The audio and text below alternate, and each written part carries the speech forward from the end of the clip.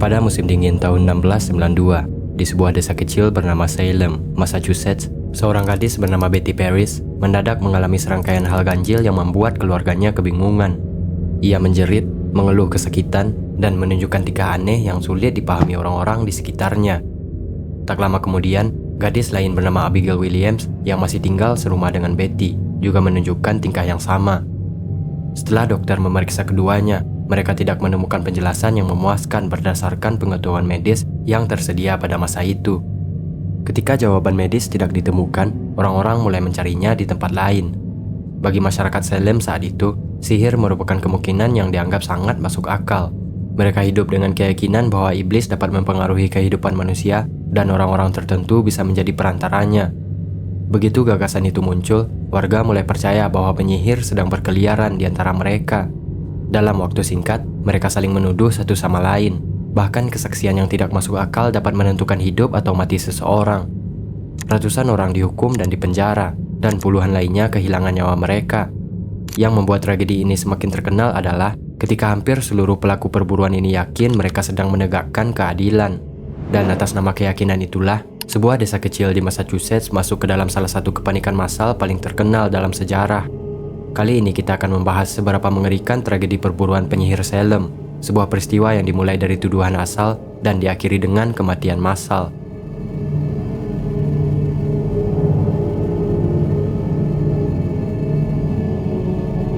Pada abad ke-16 dan ke-17, kepercayaan terhadap sihir merupakan hal yang umum di Eropa.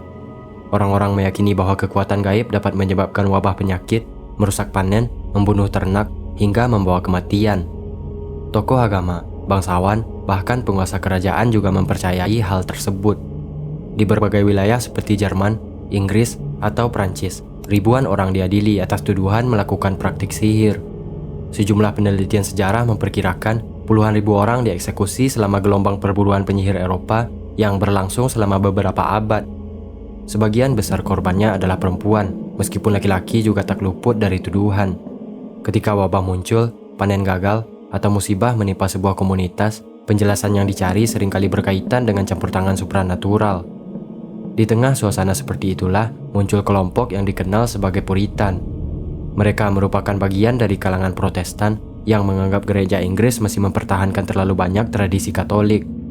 Menurut mereka, gereja perlu dikembalikan kepada ajaran yang lebih murni dan sederhana sesuai pemahaman mereka terhadap Alkitab. Pandangan tersebut membuat hubungan mereka dengan pemerintah dan otoritas gereja seringkali bertentangan. Banyak kaum Puritan merasa Inggris tidak lagi menjadi tempat yang ideal untuk menjalankan kehidupan sesuai keyakinan mereka. Karena alasan itulah sebagian dari mereka mulai melirik dunia baru di seberang Samudra Atlantik, yaitu tanah Amerika. Pada tahun 1620, rombongan yang kemudian dikenal sebagai Pilgrim mendarat di Amerika Utara menggunakan kapal Mayflower.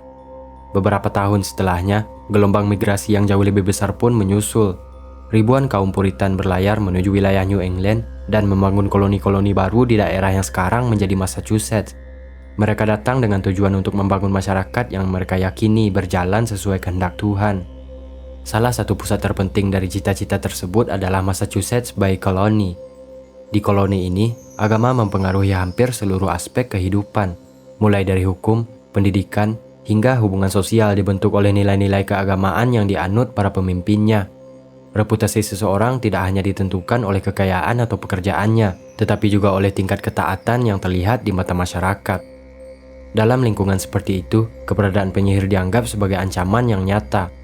Banyak Puritan percaya bahwa setan terus berusaha merusak komunitas yang berusaha hidup sesuai ajaran Tuhan. Oleh karena itu, tuduhan sihir memiliki konsekuensi yang sangat serius. Seseorang yang dicap sebagai penyihir dianggap telah berpihak kepada musuh terbesar yang mereka kenal. Sementara itu, kehidupan di New England sendiri tidak pernah benar-benar mudah. Musim dingin sering berlangsung lama, kegagalan panen berisiko mengurangi persediaan makanan, sementara penyakit menyebar di tengah keterbatasan pengetahuan medis. Di wilayah perbatasan, masalah lain terus menghantui. Selama beberapa dekade, koloni Inggris seringkali terlibat konflik dengan penduduk asli Amerika. Menjelang akhir abad ke-17, persaingan antara Inggris dan Prancis turut memperburuk situasi di kawasan utara New England. Serangan terhadap pemukiman terjadi berulang kali. Sejumlah keluarga meninggalkan daerah yang dianggap berbahaya dan mencari tempat yang lebih aman. Sebagian dari para pengungsi tersebut akhirnya menetap di sebuah wilayah yang kemudian diberi nama Salem. Menjelang tahun 1692, Salem sebenarnya bukanlah sebuah komunitas yang sepenuhnya bersatu. Ketika nama Salem disebut hari ini, banyak orang membayangkan satu kota kecil tempat perburuan penyihir terjadi. Namun pada abad ke-17, wilayah tersebut terbagi menjadi dua bagian yang berkembang dengan karakter berbeda, yaitu Salem Town dan Salem Village. Salem Town berada di dekat pelabuhan dan menjadi pusat aktivitas perdagangan. Kapal-kapal dari berbagai wilayah Atlantik singgah membawa barang dagangan. Pertumbuhan ekonomi mulai terlihat melalui rumah-rumah yang lebih besar dan meningkatnya akses terhadap barang-barang impor dari Inggris. Beberapa kilometer dari sana, Salem Village lebih bergantung pada pertanian dan peternakan. Sebagian besar keluarga mengandalkan hasil ladang mereka sendiri untuk bertahan hidup. Cuaca, musim panen, dan kondisi ternak memiliki pengaruh langsung terhadap kesejahteraan warga desa. Perbedaan kondisi ekonomi tersebut perlahan mempengaruhi cara pandang masyarakat di kedua wilayah ini. Sebagian warga desa mulai melihat Salem Town sebagai tempat yang semakin berorientasi pada perdagangan dan keuntungan. Sebaliknya, ada pula warga kota yang memandang penduduk desa sebagai kelompok yang lebih konservatif dan enggan menerima perubahan. Di dalam Salem Village sendiri juga terdapat perpecahan masyarakat, terutama di antara dua keluarga berpengaruh, yaitu Putnam dan Porter. Kedua keluarga ini memiliki jaringan pendukung yang luas dan berada di sisi yang berseberangan dalam berbagai persoalan desa. Keluarga Putnam cenderung mendukung Salem Village yang lebih mandiri dan mempertahankan nilai-nilai Puritan secara ketat. Sementara itu, keluarga Porter memiliki hubungan ekonomi yang sangat dekat dengan Salem Town dan kelompok pedagang yang berkembang di sana. Di tengah kondisi seperti itu, seorang pendeta bernama Samuel Parris datang ke Salem Village. Parris lahir di London sekitar tahun 1653. Ketika dewasa, ia sempat mencoba meniti karir sebagai pedagang. Namun usahanya tidak memberikan hasil yang diharapkan. Setelah mengalami berbagai kesulitan dalam dunia bisnis, Parris beralih ke kehidupan keagamaan dan akhirnya memilih menjadi pendeta. Perjalanan itu membawanya ke Salem pada tahun 1689. Banyak warga berharap kedatangan pendeta baru akan membantu meredakan berbagai perselisihan yang selama ini membelah desa. Namun harapan tersebut ternyata tidak berlangsung lama. Hubungan antara Samuel Parris dan sebagian jemaatnya segera diwarnai perdebatan. Persoalan gaji dan gaya kepemimpinannya seringkali menjadi sumber konflik. Alih-alih menjadi penengah bagi kelompok yang saling berseberangan, Parris justru dianggap lebih dekat dengan salah satu kubu.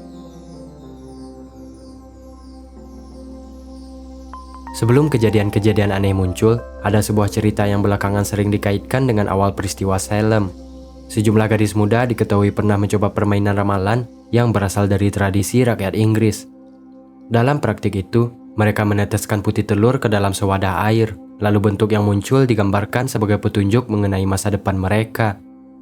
Menurut kesaksian yang muncul, salah satu gadis mengaku melihat bentuk yang menyerupai peti mati. Cerita itu menyebar dan menimbulkan ketakutan, terutama di kalangan anak-anak yang tumbuh dalam lingkungan religius yang ketat. Meski demikian, para sejarawan hingga kini masih memperdebatkan seberapa besar peristiwa tersebut benar-benar berpengaruh terhadap kejadian yang akan menyusul kemudian. Yang pasti, bagi masyarakat Puritan, segala bentuk ramalan dipandang sebagai sesuatu yang berbahaya. Mereka meyakini bahwa manusia tidak seharusnya berusaha mengetahui masa depan di luar kehendak Tuhan. Aktivitas seperti ini dianggap dapat membuka jalan bagi entitas yang tidak diinginkan. Tak lama setelah kejadian tersebut, peristiwa aneh benar-benar terjadi. Putri pendeta Parris yang berusia 9 tahun, Betty Parris, mulai mengalami kondisi yang membuat keluarganya kebingungan. Menurut berbagai kesaksian, ia menjerit, mengeluh kesakitan, atau menunjukkan perilaku yang sulit dipahami orang-orang di sekitarnya. Dalam beberapa kesempatan, reaksinya terlihat begitu ekstrim hingga membuat orang-orang yang menyaksikannya mulai ketakutan. Tak lama kemudian, Abigail Williams, keponakan Samuel Parris yang masih tinggal serumah dengannya, juga mengalami gejala serupa. Di sini Parris sempat meminta bantuan dokter setempat. Namun setelah melakukan pemeriksaan, mereka tidak menemukan penyebab fisik yang jelas untuk menjelaskan keadaan kedua anak tersebut. Di titik inilah, arah peristiwa mulai berubah. Karena ketika jawaban tidak ditemukan melalui pengobatan yang tersedia saat itu, masyarakat Salem mulai mencari penjelasan lain. Bagi warga New England abad ke-17, keberadaan penyihir bukanlah gagasan yang asing. Sebelum Salem, beberapa kasus serupa sudah pernah muncul. Pada tahun 1648, Margaret Jones, dihukum mati di Massachusetts setelah dinyatakan bersalah atas melakukan praktik sihir. Peristiwa tersebut masih diingat banyak orang ketika kasus Salem mulai berkembang. Dengan latar belakang seperti itu, dugaan bahwa Betty dan Abigail menjadi korban sihir terdengar masuk akal bagi sebagian warga desa. Setelah dugaan tersebut muncul, perhatian masyarakat beralih kepada satu pertanyaan: siapa yang bertanggung jawab? Di tengah tekanan yang semakin besar, beberapa nama pun mulai disebut. Salah satunya adalah Sarah Good, seorang gelandangan yang selama bertahun-tahun hidup dengan kondisi tidak menentu. Dalam komunitas yang sangat memperhatikan reputasi, keadaan ini membuatnya menjadi sasaran kecurigaan yang mudah. Nama berikutnya adalah Sarah Osborne, seorang perempuan yang juga berasal dari kalangan bawah, sering terlibat dalam sejumlah perselisihan yang membuat posisinya kurang disukai warga desa. Selain itu, ia juga dikenal jarang menghadiri kebaktian gereja, sesuatu yang cukup mencolok di tengah masyarakat Puritan. Dan nama ketiga adalah Tituba, seorang budak kulit hitam keluarga Paris. Asal-usul Tituba masih menjadi perdebatan di kalangan sejarawan. Sebagian peneliti meyakini ia berasal dari Karibia, sementara yang lain menghubungkannya dengan kelompok pribumi dari Amerika Selatan. Apapun latar belakangnya, Tituba merupakan sosok yang berbeda dari mayoritas warga Salem, dan dibandingkan dengan dua perempuan lainnya, Tituba berada dalam posisi yang paling rentan. Pada 29 Februari 1692, surat perintah penangkapan terhadap ketiga perempuan tersebut dikeluarkan. Sarah Good dan Sarah Osborne membantah tuduhan yang diarahkan kepada mereka. Tituba pada awalnya juga melakukan hal yang sama. Namun sebagai seorang budak, ia berada dalam posisi yang sangat lemah ketika berhadapan dengan para pejabat kolonial yang memiliki kekuasaan penuh atas hidupnya. Di tengah tekanan itu, Tituba akhirnya memberi pengakuan. Ia mengaku pernah didatangi iblis dan dipaksa melayani kehendaknya. Bagi banyak orang yang hadir, pengakuan tersebut dianggap sebagai bukti bahwa ancaman sihir memanglah nyata. Namun Tituba bersaksi bahwa dirinya tidak bekerja sendirian. Menurut keterangannya, masih ada penyihir lain yang diam-diam hidup di tengah masyarakat Salem. Pernyataan tersebut mengubah seluruh arah penyelidikan. Dari yang sebelumnya mereka hanya mencari penyebab dari kondisi misterius yang dialami dua anak perempuan, menjadi sebuah kepercayaan bahwa mereka sedang berhadapan dengan jaringan penyihir yang lebih luas. Sejak saat itu, ketakutan berkembang jauh melampaui tiga nama pertama. Kecurigaan mulai menyebar di antara mereka, dan Salem tidak lagi berfokus pada apa yang terjadi kepada Betty dan Abigail. Mereka mulai mencari musuh yang diyakini sedang hidup di tengah komunitas mereka sendiri.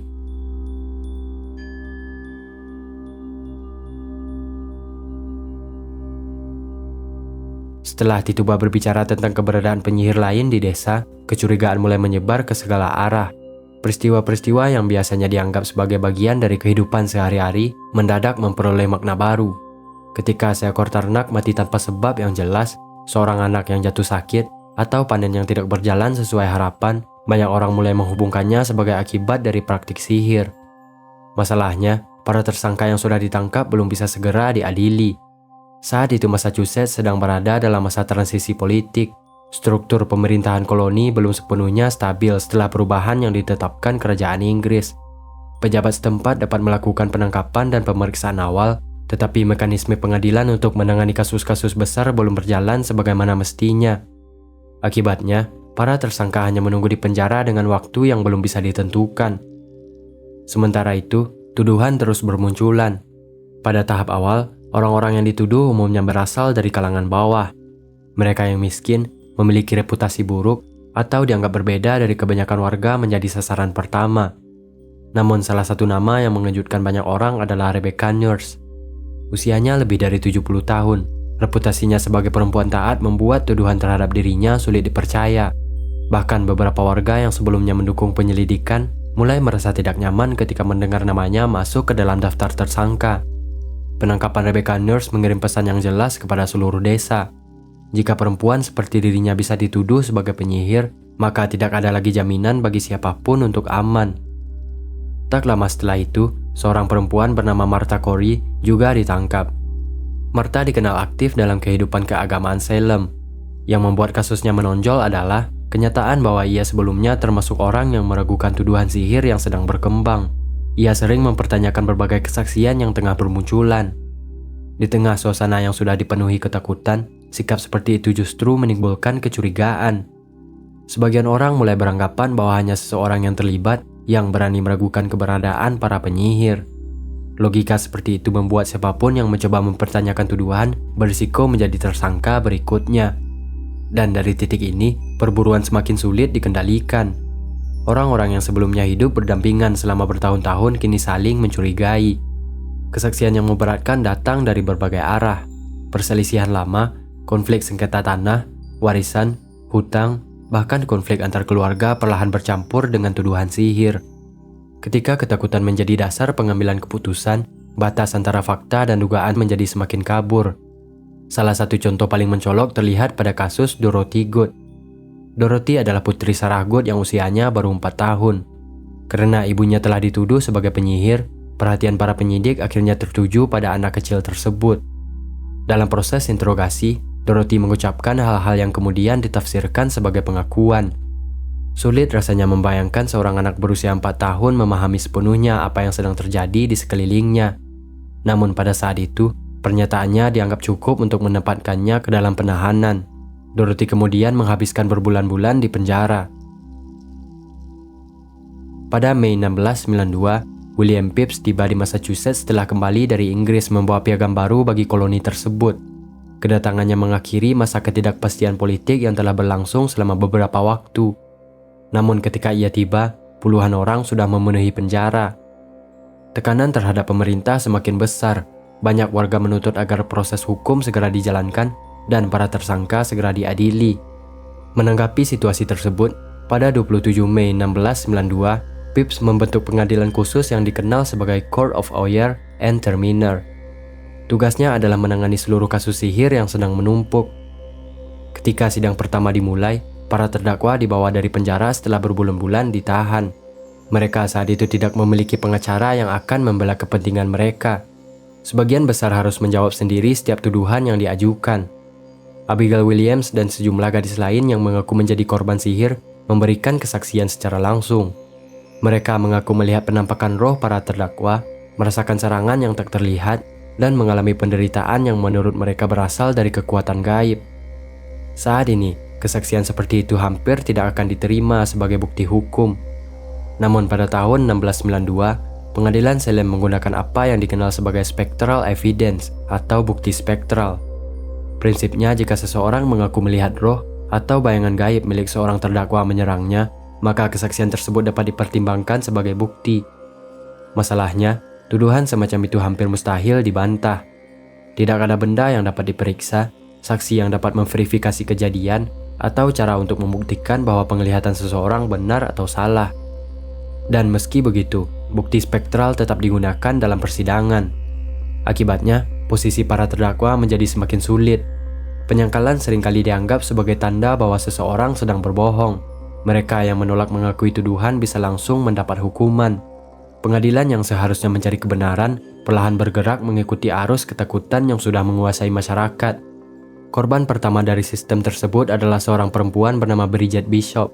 Ia beberapa kali terlibat konflik dengan tetangga dan seringkali menjadi bahan pembicaraan para warga. Reputasi yang membuat namanya mudah masuk ke dalam daftar tersangka ketika tuduhan mulai menyebar. Pada 2 Juni 1692, pengadilan menyatakan Bridget bersalah dan dijatuhi hukuman gantung. Beberapa hari kemudian, hukuman tersebut dilaksanakan. Bridget Bishop menjadi orang pertama yang dieksekusi dalam peristiwa yang kini dikenal sebagai Salem Witch Trials.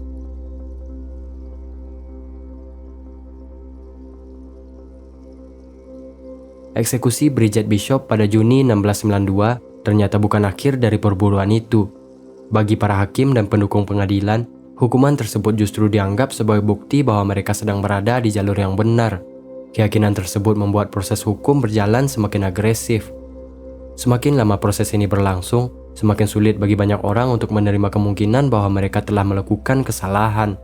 Dan ketika sebuah masyarakat mulai mempertahankan keputusan yang salah karena takut mengakui kesalahan sebelumnya, krisis biasanya belum mencapai puncaknya. Pada 19 Juli 1692, 5 orang lagi dibawa ke tempat eksekusi. Salah satu nama yang paling mengejutkan adalah Rebecca Nurse. Rebecca dikenal sebagai sosok yang dihormati di Salem. Ia berasal dari keluarga terpandang dan aktif dalam kehidupan gereja. Ketika namanya muncul dalam daftar tersangka, sebagian warga menolak mempercayainya. Namun pengadilan tidak memandang reputasi masa lalu sebagai alasan untuk menghentikan proses hukum. Rebecca dinyatakan bersalah dan dieksekusi bersama 4 terpidana lainnya. Kematian Rebecca Nurse menjadi titik penting dalam perubahan sikap sebagian masyarakat. Selama beberapa bulan sebelumnya, banyak warga masih percaya bahwa orang-orang yang dituduh memang memiliki hubungan dengan sihir. Tetapi ketika seseorang dengan reputasi seperti Rebecca berakhir di tiang gantungan, muncul sebuah pertanyaan yang sebelumnya jarang terdengar. Bagaimana jika pengadilan telah membuat kesalahan? Namun keraguan itu belum cukup untuk menghentikan proses yang sedang berjalan. Karena sebulan kemudian, 5 terpidana lain kembali dihukum mati. Salah satu di antaranya adalah George Burroughs, mantan pendeta Salem yang pernah melayani jemaat sebelum kedatangan Samuel Parris. Kasus Burroughs juga menarik perhatian karena latar belakangnya. Warga mengenalnya sebagai tokoh agama yang pernah memimpin komunitas mereka. Pada hari eksekusinya, Burroughs membacakan sebuah doa dengan lancar hingga selesai sebelum akhirnya ia dieksekusi. Bagi masyarakat Puritan saat itu, ada keyakinan bahwa seorang penyihir tidak akan mampu mengucapkan doa tersebut dengan sempurna. Dan ketika Burroughs berhasil melakukannya, beberapa orang mulai mempertanyakan apakah orang yang mereka eksekusi benar-benar melakukan kesalahan. Keraguan tersebut sempat menyebar di tengah kerumunan. Salah satu tokoh yang mengambil posisi tersebut adalah Increase Mather, seorang pendeta senior. Mather tidak secara langsung membela para terdakwa, tetapi ia mempertanyakan penggunaan bukti spektral sebagai dasar untuk menghukum seseorang. Menurutnya, risiko menghukum orang yang tidak bersalah jauh lebih berbahaya daripada membiarkan orang yang dicurigai lolos dari hukuman. Pernyataan itu perlahan mengubah cara pandang sebagian masyarakat. Namun pada saat yang hampir bersamaan, Salem kembali diguncang oleh kasus lainnya. Korbannya kali ini adalah seorang petani lanjut usia bernama Giles Corey. Ketika dibawa ke pengadilan, ia menolak memberikan jawaban resmi atas dakwaan yang diajukan kepadanya. Dalam sistem hukum Inggris pada masa itu, penyangkalan seperti itu memiliki konsekuensi yang sangat keras. Seorang terdakwa dapat dipaksa untuk memberikan jawaban melalui metode yang dikenal sebagai pressing, yaitu menindihkan beban berat ke tubuh terdakwa. Pada September 1692, Giles Corey dibaringkan di tanah. Batu-batu besar diletakkan di atas tubuhnya dan beratnya terus ditambah dari waktu ke waktu. Para pejabat berulang kali meminta dirinya memberikan jawaban, namun ia tetap menolak. Setiap kali diminta berbicara, Corey hanya menjawab dengan 2 kata, yaitu more wait atau tambahkan lagi. Dan setelah 2 hari menjalani tekanan, Giles Corey akhirnya meninggal. Ia menjadi satu-satunya korban Salem yang tewas melalui metode tersebut. Banyak sejarawan percaya keputusannya menolak memberikan pembelaan bukan sekedar tindakan perlawanan. Jika ia menjalani persidangan dan dinyatakan bersalah, seluruh hartanya berisiko disita pemerintah. Dengan tidak pernah memasuki proses hukum secara resmi, warisan miliknya dapat tetap jatuh ke tangan keluarganya. Namun beberapa hari setelah kematian Giles Corey, istrinya, Martha Corey, juga dieksekusi. Perburuan yang awalnya diarahkan kepada orang-orang yang dianggap berbeda kini telah menyentuh hampir setiap lapisan masyarakat. Perubahan terjadi ketika lingkaran tuduhan mulai mendekati kelompok elit kolonial. Beberapa nama yang memiliki hubungan dengan pejabat penting mulai disebut dalam berbagai kesaksian. Bahkan beredar rumor bahwa Mary Phipps, istri Gubernur William Phipps, ikut disebut dalam salah satu tuduhan. Di sini William Phipps mengalami tekanan dari berbagai arah. Para pendeta berdebat mengenai keabsahan bukti yang digunakan pengadilan. Warga mulai mempertanyakan hasil-hasil persidangan. Sementara itu, tuduhan masih terus berkembang tanpa tanda-tanda akan berhenti. Pada Oktober 1692, karena tuduhan telah merambat ke keluarganya, Phipps akhirnya mengambil keputusan yang mengubah arah seluruh peristiwa. Ia membubarkan Court of Oyer and Terminer, pengadilan khusus yang selama berbulan-bulan menangani kasus sihir di Salem. Dengan dibubarkannya pengadilan tersebut, gelombang eksekusi pun dihentikan. Beberapa tahanan masih harus menunggu proses hukum berikutnya, tetapi sebagian besar akhirnya dibebaskan. Perlahan, kepanikan yang telah menguasai Massachusetts mulai mereda. Meski demikian, hal ini tidak serta-merta menghapus kerusakan yang telah terjadi. Hubungan antar warga telah retak, banyak orang kehilangan anggota keluarga, dan mereka yang pernah saling menuduh harus kembali hidup berdampingan.